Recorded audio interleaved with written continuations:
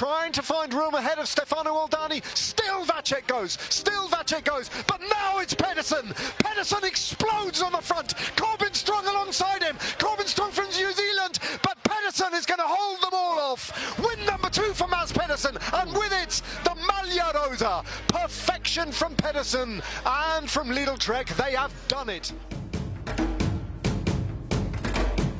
After the travel day then, the longest day of the Giro to date, 189 kilometres from Alberobello to a finish in Lecce in Puglia. An opportunity for the fast men, the first probably guaranteed bunch sprint of the Giro, and a day for Mads Pedersen to prove that he can win on all terrains.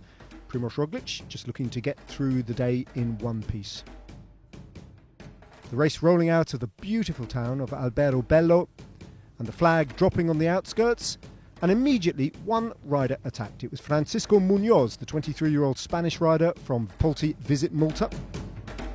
Looking round to see if anyone would come with him, noting that no one would come with him, shaking his head and bedding in for a long, hot day in the saddle in Puglia. So one attacker building up an advantage that would at one point reach 5 minutes before they slowly but surely reeled him in. The first difficulty of the day was the only categorised climb of the day at Putignano, a Cat 4 climb. Munoz went over with a 4-minute advantage over the bunch, from which then Sylvain Moniquet attacked, which provoked the blue jersey Lorenzo Fortunato to follow him. Moniquet went over in second place for 2 points, Fortunato in third for 1 single point. And then at the first of the 2 sprints, Munoz was still off the front on his own. And behind there were minor placings up for grabs. Jensen Plowright of Alpecin de Koenig defending Caden Grove's position, followed over the line by Olaf Koy and Mads Pedersen, all scoring points in the Maglia Ciclamino. Munoz still frying off the front.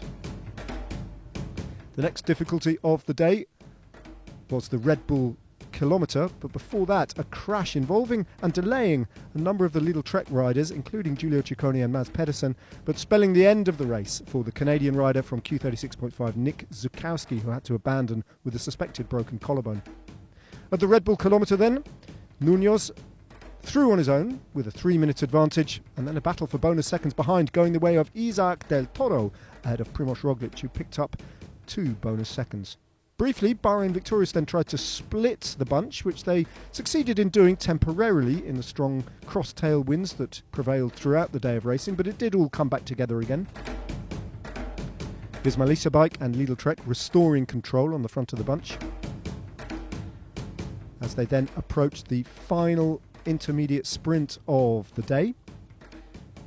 Before that, though, they swept up Francisco Munoz, who only made it to 56.5 kilometres before he, eventually the solo attacker, was reeled in by a peloton beginning to motor. And then at the second intermediate sprint, it was a battle between Olaf Koy and Mads Pedersen. This one would go to the commissaires, who had to review the footage, declaring that Olaf Koy just about edged out Mads Pedersen for the maximum points at the second sprint of the day.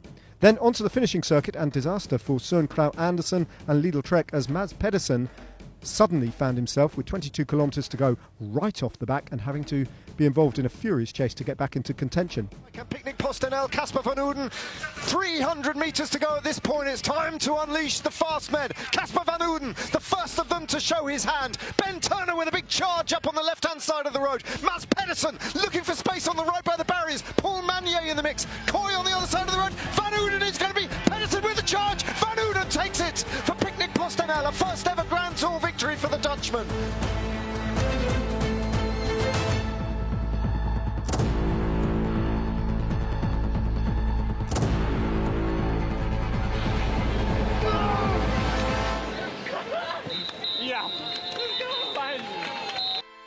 First bunch sprint of the Giro, going the way of this young man who has a big future ahead of him.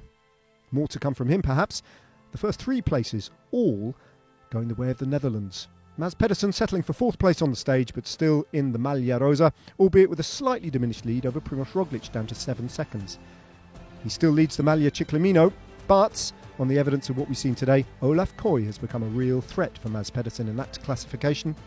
Lorenzo Fortunato's lead in the King of the Mountains has shrunk by 1 point to Sylvain Moniquet, and Matthias Vacek continues in the white jersey, although Isaac del Toro has moved up into 2nd place.